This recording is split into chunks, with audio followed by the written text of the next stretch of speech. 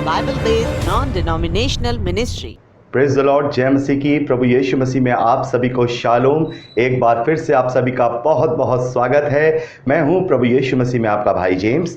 आशा करता हूं कि आप सब खुश होंगे, आनंद से होंगे, सुरक्षित होंगे और परमेश्वर के वचन में बढ़ रहे होंगे। मेरे प्यारे भाई बहनों, आज का विषय है वाचा का संदूक क्या होता है। ये वाचा का संदूक क्या है और वाचा का संदूक आज कहाँ है और वाचा के संदूक का असली मतलब क्या होता है। तो आज के संदेश में हम वाचा के संदूक के विषय में बहुत ही विस्तार से जानेंगे। तो मैं आपसे निवेदन करूंगा कि आप ये संदेश पूरा ज़रूर देखिए ताकि आपको वाचा के संदूक के विषय में अच्छे से पता चल जाए कि वाचा का संदूक क्या है और अभी वो कहाँ है और वाचा का संदूक मसीही विश्वासियों के लिए क्या मायने रखता है। मेरे प्यारे भाई बहनों, मैं आप सभी को बताना चाहता हूं, जैसा कि आप सभी जानते हैं कि हमने एक नया चैनल बनाया है जिसका नाम ब्रदर जेम्स है। मैं आप सभी से ये निवेदन करूंगा कि आप सब उसे भी ज़रूर सब्सक्राइब कर लीजिए, क्योंकि हमारा ये बैकअप चैनल है और इसमें हम प्रकाशित वाक्य का वर्स बाय वर्स, वचन बाय वचन अध्ययन कर रहे हैं। हमने इसमें अब तक 3 संदेश अपलोड कर दिए हैं। तीनों संदेशों के लिंक मैंने डिस्क्रिप्शन बॉक्स में दिए हुए हैं। आप वहां जाकर संदेश को देखिए और सब्सक्राइब जरूर कीजिए। तो चलते हैं आज के विषय की ओर। मेरे प्यारे भाई बहनों, वाचा के संदूक के विषय में हम नए नियम में केवल इब्रानियों की पत्री उसके 9वें अध्याय 4 वचन में ही पढ़ते हैं। यहाँ पहले वचन से लेकर 5वें वचन तक लिखा है, उस पहली वाचा में भी सेवा के नियम थे और ऐसा पवित्र स्थान था जो जगत का था, क्योंकि एक तंबू बनाया गया। पहले तंबू में दीवट और मेज और भेंट की रोटियां थीं, वह पवित्र स्थान कहलाता है। दूसरा पर्दे के पीछे वह तंबू है जो परम पवित्र स्थान कहलाता है। उसमें सोने की धूपदानी और चारों ओर सोने से मढ़ा हुआ वाचा का संदूक और उसमें मन्ना से भरा हुआ सोने का मर्तबान और हारून की छड़ी जिसमें फूल फल आ गए थे और वाचा की पट्टियां थीं। उसके ऊपर दोनों तेजोमय करूब थे जो प्रायश्चित के ढकने पर छाया किए हुए थे। तो मेरे प्यारे भाई बहनों, यहाँ पर पौलुस ने पार्थिव तंबू के विषय में वर्णन दिया है जो कि हम पुराने नियम निर्गमन की पुस्तक में पढ़ते हैं। यहाँ पर पौलुस 3 बातों के विषय में बात कर रहे हैं। पहले तो बात कर रहे हैं वो पहली वाचा की सेवा के विषय में। दूसरी बात वो तंबू के विषय में कर रहे हैं जिसमें 2 पार्टीशन हैं, एक पवित्र स्थान और एक परम पवित्र स्थान। परम पवित्र स्थान के अंदर वाचा का संदूक रखा हुआ है और वाचा के संदूक में मन्ना से भरा हुआ सोने का एक मर्तबान है और उसमें हारून की छड़ी है और परमेश्वर की वाचा की या फिर परमेश्वर की व्यवस्था की पट्टियां रखी हुई हैं और उस वाचा के संदूक के ऊपर 2 करूब बने हुए हैं जो प्रायश्चित के ढकने पर छाया करते हैं। तो मेरे प्यारे भाई बहनों, यहाँ हम 3 चीज़ों के विषय में बात करेंगे। एक एक करके हम सभी के विषय में विस्तार से जानेंगे ताकि हम समझने पाएं कि वाचा का संदूक आखिर है क्या। तो यहाँ हम देखते हैं कि पहली वाचा में भी सेवा के नियम थे। तो जब यहाँ पहली वाचा है तो दूसरी वाचा भी होगी। तो पहले हम पहली वाचा के विषय में बात करेंगे, फिर दूसरी वाचा के विषय में बात करेंगे। तो ये वाचा क्या होती है मेरे प्यारे भाई बहनों? वाचा का मतलब होता है अनुबंध, यानी कि कॉन्ट्रैक्ट या फिर बंधन या बॉन्ड या संधि या ट्रीटी, यानी कि 2 लोगों के बीच में ये बॉन्ड होता है, 2 लोगों के बीच में संधि होती है, उसे वाचा कहा जाता है। तो यहाँ जो वाचा करने वाला है वो परमेश्वर है और जिसके साथ वाचा बांधी जा रही है वो मनुष्य है। पहली वाचा जो परमेश्वर ने जो ट्रीटी साइन की है या जो संधि की है वो परमेश्वर ने मूसा के द्वारा केवल इजरायलियों के साथ की थी, इजरायलियों के साथ। और दूसरी वाचा परमेश्वर ने समस्त मानव जाति के साथ की है और वो उसने अपने इकलौते पुत्र के लहू के द्वारा साइन की है।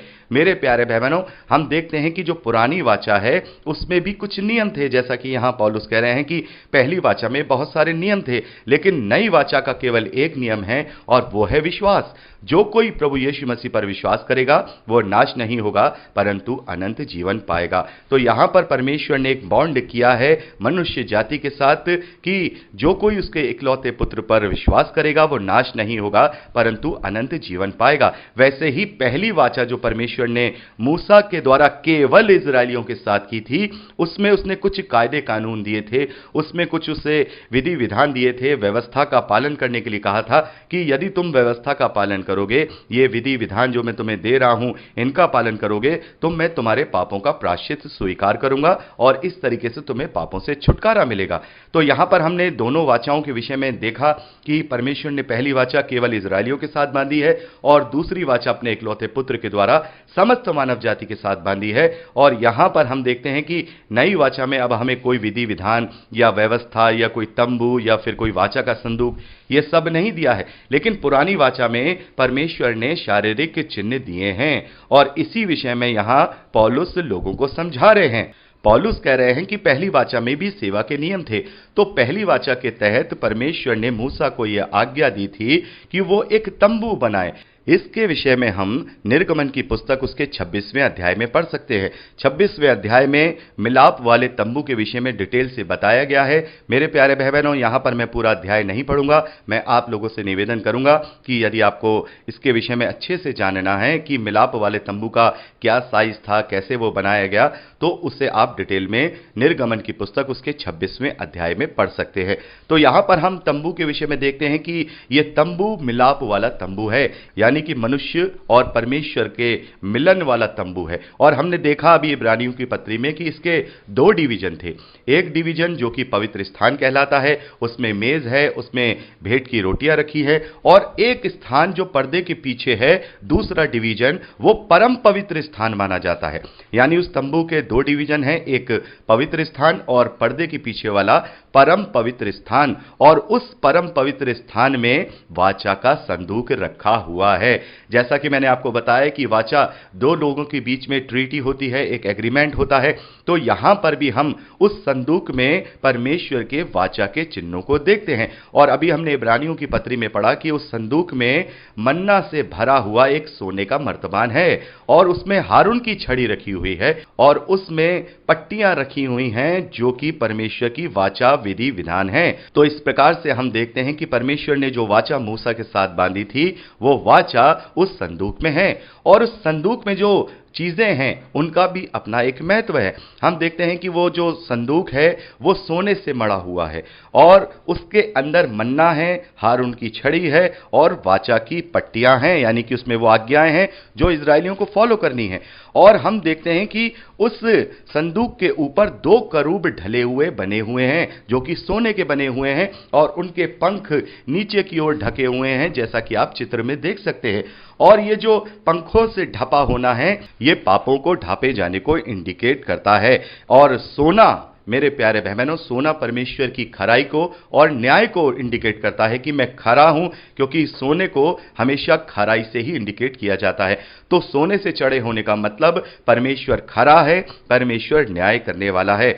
और करूब का मतलब जो उसके पंखों से वो जो ढापा गया है कि यदि तुम मेरी आज्ञाओं का पालन करोगे, यदि तुम मेरे विधि विधानों का पालन करोगे, तो मैं भी तुम्हारे पापों को ढांप दूंगा और तुम्हारे प्रायश्चित को मैं स्वीकार कर लूंगा।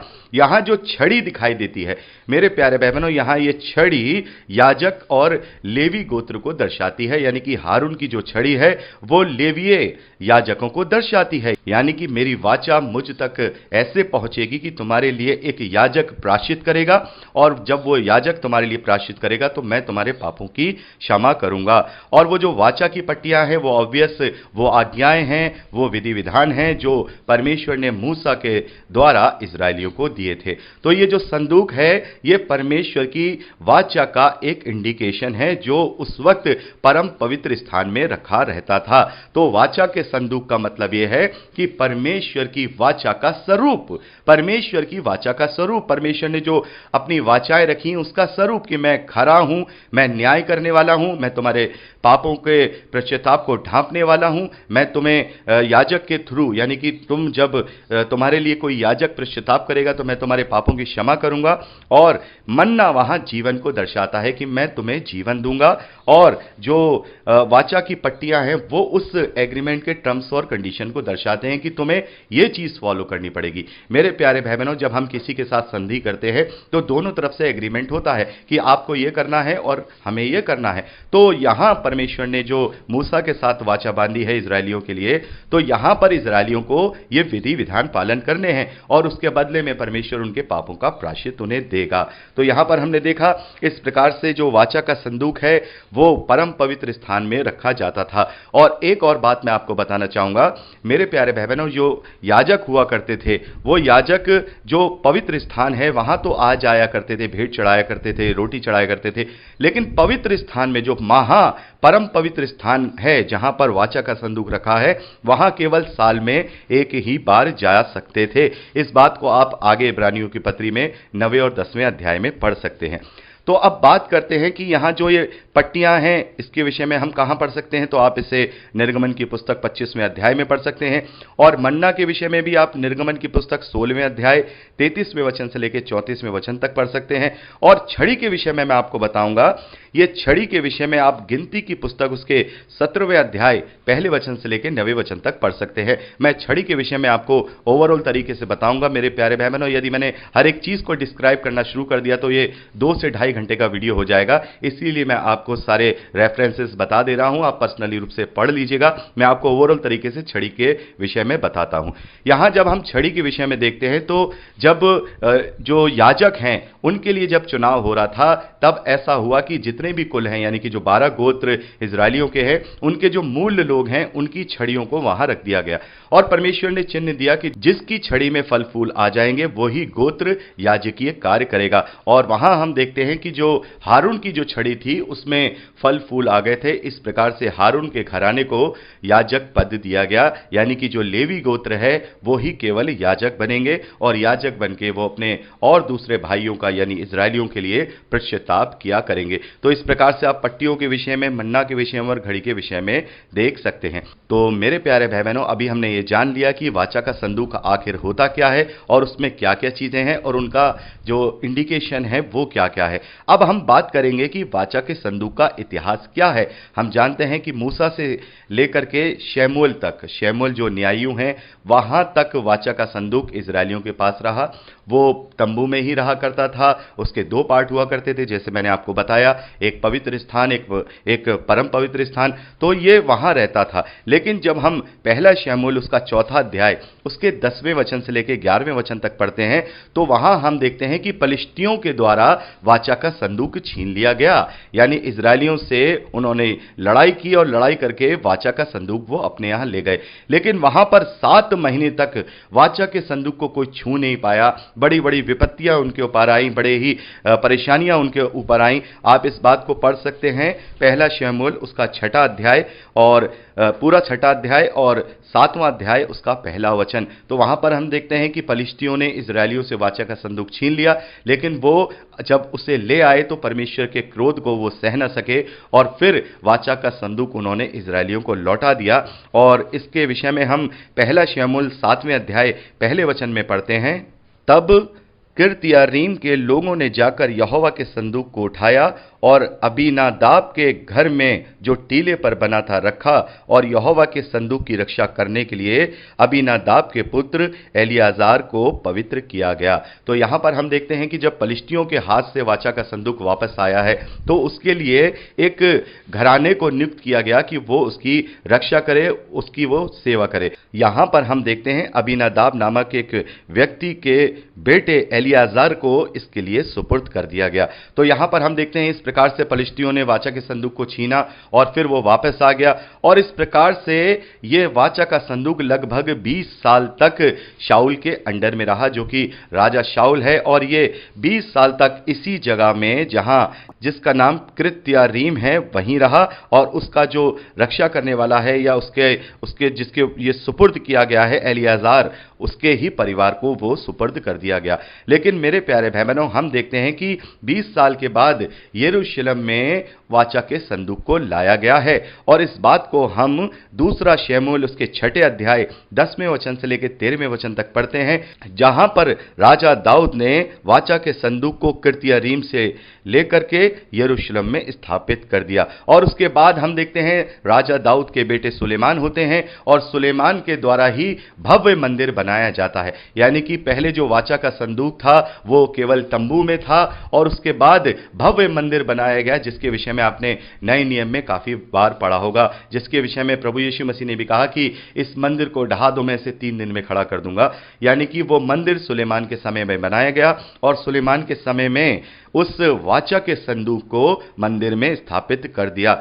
मेरे प्यारे भाई बहनों, उसके बाद हम इजरायलियों के इतिहास में देखते हैं प्रभु यीशु मसीह से लगभग 650 साल पहले बेबीलोन का एक राजा था। बेबीलोन वो इलाका है जो आज का इराक और ईरान है, वहीं के एरिया को बेबीलोन कहा जाता था। उसका एक बहुत ही पावरफुल राजा हुआ करता था। प्रभु यीशु मसीह से लगभग 650 साल पहले वो राजा हुआ था और उसी ने पूरे इजरायलियों को बंधुआ बना लिया था और पहली बार मंदिर को पूरी रीति से नष्ट कर दिया था। मेरे प्यारे भाई बहनों, जब हम पुराना नियम पढ़ते हैं तो राजा नबूकदनेस्सर के बाद हम वाचा के संदूक के विषय में कहीं भी वर्णन नहीं पाते हैं, क्योंकि नबूकदनेस्सर ने मंदिर को पूरी तरह से, जो सुलेमान ने भव्य मंदिर बनाया था, उसे पूरी तरह से डिस्ट्रॉय कर दिया, उसे नष्ट कर दिया और वहां की चीजों को और उठा करके ले गया। वहां की जितनी भी चीजें थी वो सब उठा करके बेबीलोन ले गया। मेरे प्यारे भाई बहनों, उसके बाद हम एजरा नबी की पुस्तक में पढ़ते हैं मंदिर को दोबारा बनवाया गया, यरूशलेम की दोबारा से शहरपना बनाई गई, लेकिन वहां भी हम वाचा के संदूक का वर्णन नहीं पाते हैं। आगे हम नहमीया नबी की पुस्तक पढ़ते हैं, वहां भी हम वाचा के संदूक के विषय में वर्णन नहीं पाते हैं। तो वाचा का संदूक आखिर गया कहां? वाचा का संदूक हम देखते हैं मंदिर में स्थापित है और यरूशलेम में जो मंदिर है वहां पर वो स्थापित है। और उसके बाद नबूकदनेस्सर ने जब वहां मंदिर को नष्ट कर दिया तो क्या वाचा का संदूक नबूकदनेस्सर अपने साथ ले गया? ऐसा कैसे संभव हो सकता है कि जब पलिश्तियों ने वाचा के संदूक को ले लिया था तो वो उसके कारण बहुत ही ज्यादा विपत्तियों में आए थे। तो क्या नबूकदनेस्सर इतनी ताकत रखता है कि वो परमेश्वर यहोवा के उस वाचा के संदूक को ले जा सकता है जिसे कोई नहीं छू सकता? अगर कोई गलत तरीके से उसे छूता था तो वो वहीं मर जाया करता था, क्योंकि वो परमेश्वर की ट्रीटी थी, वो परमेश्वर की वाचा थी। तो मेरे प्यारे भाई बहनों, स्कॉलर्स का कहना यह है कि जब मंदिर को नाश किया गया था तब वाचा का संदूक स्वर्ग में उठा लिया गया है। और इस बात को हम प्रकाशित वाक्य 11वें अध्याय 19वें वचन में पढ़ते हैं, जहां पर यूहन्ना को स्वर्ग में वाचा का संदूक दिखाई दिया है। तो इसका मतलब यह है कि परमेश्वर ने अपनी वाचा को नष्ट नहीं होने दिया, वरन उसे स्वर्ग में उठा लिया। क्योंकि राजा नबूकदनेस्सर अगर वाचा का संदूक ले जाता तो कहीं ना कहीं वो उसे रख नहीं सकता था, क्योंकि वो परमेश्वर का वाचा का संदूक है, उसको कोई भी अन्य जाति या कोई भी अविश्वासी छू नहीं सकता था। यदि उसे कोई छू लेता तो वो अवश्य ही मर जाता। तो मेरे प्यारे बहनों, यहां पर हम देखते हैं इस प्रकार से वाचा के संदूक का हमने इतिहास देख लिया कि वाचा का संदूक इस प्रकार से मूसा के समय से लेकर के हम देखते हैं राजा सुलेमान तक, और उसके बाद के जो राजा हुए हैं यहूदा के राज्य के, वहां तक, और जो नबूकदनेस्सर है उसके द्वारा उसे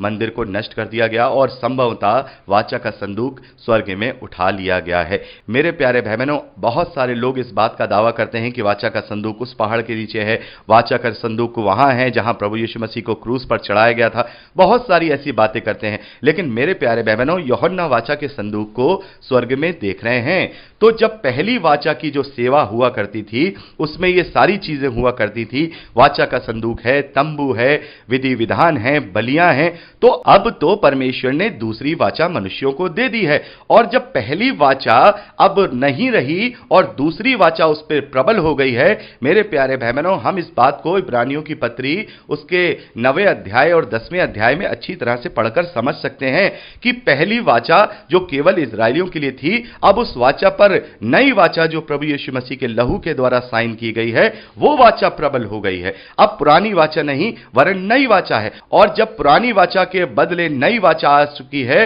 तो फिर नया वाचा का संदूक भी होगा। मेरे प्यारे भाई बहनों, जब पुरानी वाचा जाती रही, नई वाचा यीशु मसीह के रूप में आ गई, तो नई वाचा का भी संदूक होना चाहिए। मेरे प्यारे भाई बहनों, जब हम इब्रानियों की पत्री उसका 8वां अध्याय उसके 5वें वचन को पढ़ते हैं तो यहां पर लिखा है, वे स्वर्ग में की वस्तुओं के प्रतिरूप और प्रतिबिंब की सेवा करते हैं, जैसा जब मूसा तंबू बनाने पर था तो उसे यह चेतावनी मिली, देख जो नमूना तुझे पहाड़ पर दिखाया गया था उसके अनुसार सब कुछ बनाना।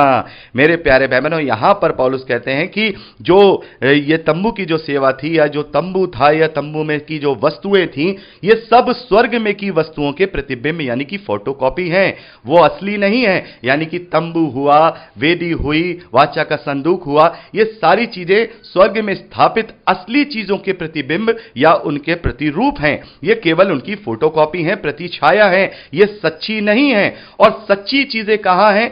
सच्ची चीजें स्वर्ग में हैं। तो वो जो पहली वाचा जो परमेश्वर ने मूसा के द्वारा इजरायलियों के साथ बांधी, उसका वाचा का संदूक था, तो अब इस नई वाचा का संदूक भी हम देखते हैं। इस नई वाचा का संदूक भी हमें दिया गया है, लेकिन हम केवल शारीरिक वाचा के संदूक के पीछे ही पड़े हुए हैं। हमें असली वाचा के संदूक के विषय में देखना है। मेरे प्यारे भाई बहनों, जैसा कि यहां पर पौलुस कह रहे हैं कि ये सारी वस्तुएं जो पुरानी वाचा के लिए सेवा में ली जाती थी, ये असली बातों के प्रतिरूप हैं। तो ये जो वाचा का संदूक है, ये भी किसी ना किसी का प्रतिरूप है, और वाचा के संदूक में जो वस्तुएं रखी हुई हैं, वो भी किसी ना किसी का प्रतिरूप है। तो असली वाचा का संदूक कौन है? मेरे प्यारे भाई बहनों, असली वाचा का संदूक प्रभु यीशु मसीह स्वयं है। हालेलुया! प्रभु यीशु मसीह स्वयं वाचा का संदूक है। मेरे प्यारे भाई बहनों, जैसे वो सोने से मढ़ा हुआ था, मेरा प्यारा प्रभु सच्चा और खरा है। जब हम मत्ती का सुसमाचार उसका 2 अध्याय उसके 11वें वचन को पढ़ते हैं, तो प्रभु यीशु मसीह का इस धरती पर जन्म होता है, या वो देहधारी होते हैं। तब वो 3 मजूसी वहां आते हैं, और वहां पर वो प्रभु यीशु मसीह को 3 प्रकार की चीजें या भेंट चढ़ाते हैं। वहां हम देखते हैं जो सोना है, और जो लोबान है, और जो गंधरस है, वो चढ़ाते हैं। और ये 3 चीजें प्रभु यीशु मसीह की 3 अवस्थाओं को दर्शाती हैं। सोना प्रभु यीशु मसीह के क्रूस से पहले की अवस्था को दर्शाते हैं, जो उसकी पाप रहित अवस्था को दर्शाते हैं, उसकी खराई को दर्शाते हैं, उसमें कोई खोट नहीं था। लोबान प्रभु यीशु मसीह के बलिदान को दर्शाता है, क्योंकि लोबान जो पार्थिव शरीर होता है उसके पास रखा जाता है। और जो गंधरस है वो प्रभु यीशु मसीह के द्वितीय आगमन को दर्शाता है, क्योंकि गंधरस जब शादी की जाती है तो नव विवाहित जोड़े के कमरे में गंधरस रखा जाता है। तो ये तीनों भेंटें वहां जो चढ़ी हैं, इनके अलग अलग आत्मिक अर्थ हैं, और सोने का जो आत्मिक अर्थ है वो खराई से है। तो मेरा प्यारा प्रभु यीशु मसीह, हमारा प्यारा प्रभु यीशु मसीह सोने जैसा खरा, पाप रहित है। तो उस वाचा के संदूक पे जो सोना चढ़ा हुआ था, वो प्रभु यीशु मसीह के पाप रहित जीवन को और उसकी खराई को दर्शाता है। और जो मन्ना है, मेरे प्यारे भाई बहनों, वहां पर हम देखते हैं कि जो मन्ना सोने के मर्तबान में रखा है, वो मन्ना प्रभु यीशु मसीह जो कहते हैं कि जीवन की रोटी मैं हूं। जब हम यूहन्ना का सुसमाचार उसका 6वां अध्याय उसके 31वें वचन से पढ़ते हैं, तो यहां पर प्रभु यीशु मसीह कहते हैं, हमारे बाप दादाओं ने जंगल में मन्ना खाया, जैसा लिखा है उन्हें खाने के लिए स्वर्ग से रोटी दी। यीशु ने उनसे कहा, मैं तुमसे सच सच कहता हूं, मूसा ने वो तुम्हें रोटी स्वर्ग से ना दी, परंतु मेरा पिता तुम्हें सच्ची रोटी स्वर्ग से देता है, क्योंकि परमेश्वर की रोटी वही है जो स्वर्ग से उतरकर जगत को जीवन देती है।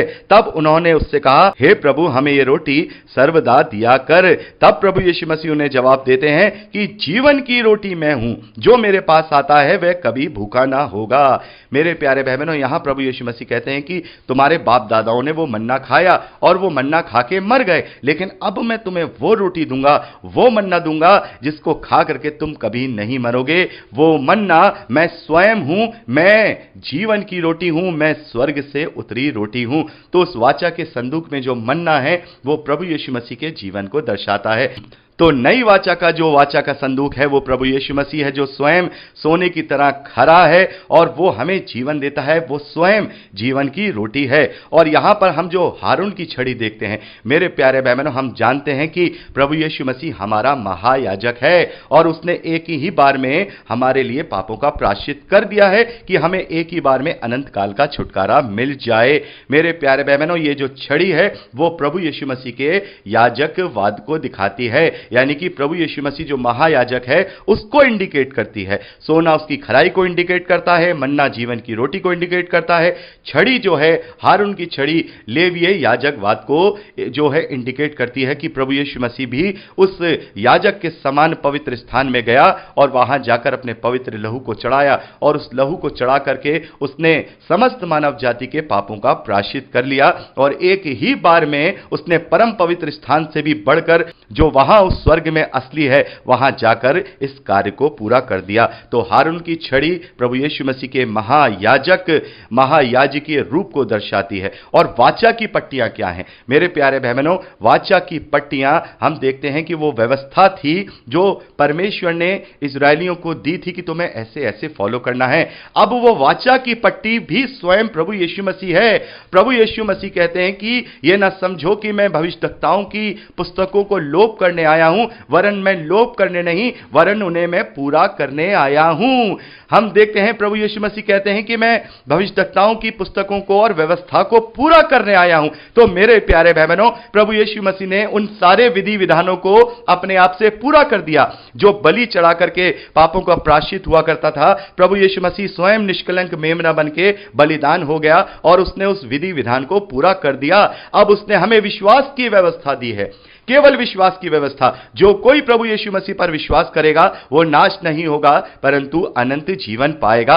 अब हमें कोई आडंबर नहीं करना है, अब हमें कोई बलि नहीं चढ़ानी है, अब हमें कोई धर्म कांड नहीं करने हैं। हमें केवल स्वयं को, अपने अपने शरीरों को जीवित, पवित्र और भावता हुआ बलिदान करके चढ़ाना है। मेरे प्यारे बहनों, यहां पर हम देखते हैं कि अब किसी वाचा के संदूक की जरूरत नहीं है। और प्रभु यीशु मसीह का जब बलिदान होता है, हम मत्ती के सुसमाचार में पढ़ते हैं कि जो मंदिर का जो पर्दा था, जो पवित्र स्थान और परम पवित्र स्थान के बीच में जो पर्दा था, वो फट जाता है, ऊपर से नीचे फट जाता है, दो टुकड़े हो जाता है।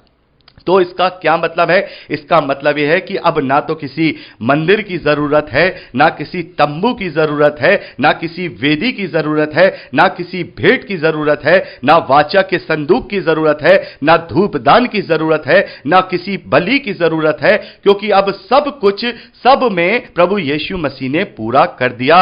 और वो ही हमारे लिए वाचा है, वो ही हमारे लिए वाचा का संदूक है। और जब परमेश्वर ऐसा वाचा का संदूक हमें देने पर है, जो सच्चा वाचा का संदूक है, जो स्वर्ग में रखा हुआ है, तो हम फिर उस पुराने वाचा के संदूक के विषय में क्यों खोजते रहते हैं? बहुत सारे लोग समझ नहीं पाते हैं कि वाचा का संदूक क्या होता है। लेकिन मेरे प्यारे बहनों, हमने यहां पर बहुत ही डिटेल से जाना है कि वाचा का संदूक क्या होता है। तो अब वाचा का संदूक कहां है? वाचा का संदूक स्वर्ग में है, जो यूहन्ना ने प्रकाशित वाक्य में दर्शन पाकर हमारे लिए लिख दिया कि मैंने वहां पर वाचा के संदूक को देखा है। तो मेरे प्यारे बहनों, हमने देख लिया कि वाचा का संदूक क्या है और वाचा का संदूक का इतिहास भी हमने देख लिया, और अब वाचा का संदूक कहां है वो भी देख लिया, और नई वाचा का संदूक कौन है वो भी जान लिया। प्रभु यीशु मसीह हमारा नई वाचा का संदूक है, वो हमारे लिए नई वाचा है। हम जानते हैं, जितने हम मसीह विश्वासी हैं जो प्रभु भोज लेते हैं, हम वहां हमेशा ये सुनते हैं कि प्रभु यीशु मसीह ने कटोरा लिया और कहा कि देखो, ये वाचा का वो नया लहू है जो बहुतों के पापों के निमित्त बहाया जाता है। ये नई वाचा का लहू है। मेरे प्यारे बहनों, कोई भी वाचा बिना लहू के पक्की नहीं होती है। इस बात को हम इब्रानियों की पत्री 9वें अध्याय में पढ़ते हैं। वैसे ही जब मूसा के समय में वाचा को पक्का किया जाता था, तब बैल बकरियों के लहू के द्वारा वहां पर उसको पूरा किया जाता था। यहां पर हम देखते हैं कि प्रभु यीशु मसीह ने अपने लहू के द्वारा उस वाचा को पक्का किया है। वो लहू का सिग्नेचर उस एग्रीमेंट की, उस बॉन्ड की, उस ट्रीटी की सिग्नेचर है जिससे हम अनंत जीवन को प्राप्त करते हैं। तो प्रभु यीशु मसीह हमारा वाचा का संदूक है जिसके द्वारा हम अनंत जीवन को प्राप्त करते हैं। तो मेरे प्यारे भाई बहनों, यदि आप में से किसी ने अभी तक प्रभु यीशु मसीह को ग्रहण नहीं किया है तो यह बहुत ही अच्छा समय है। अपने पापों को प्रायश्चित करें और उस सच्चे अनंत जीवन को प्राप्त करें, उस सत्य को जानें जो सत्य प्रभु यीशु मसीह हम सबको देने आया था। तो मेरे प्यारे भाई बहनों, आज हमने ये जाना कि वाचा का संदूक क्या होता है और इस समय वाचा का संदूक कहाँ है, और मसीही विश्वासियों के लिए सही मायने में वाचा का संदूक हमारा प्रभु यीशु मसीह है, जिसने हर एक वाचा को अपने लहू के द्वारा, अपने बलिदान के द्वारा पूरा कर दिया है। तो मेरे प्यारे भाई बहनों, आज के लिए इतना ही। तो मिलते हैं अगले शुक्रवार को एक नए टॉपिक के साथ। जब तक के लिए सुरक्षित रहिए, प्रभु यीशु मसीह में जड़ पकड़ते हुए उसी में बढ़ते जाइए और फलवंत होते जाइए। यीशु के सामर्थी नाम में आमीन। Praise the Lord. जय मसीह।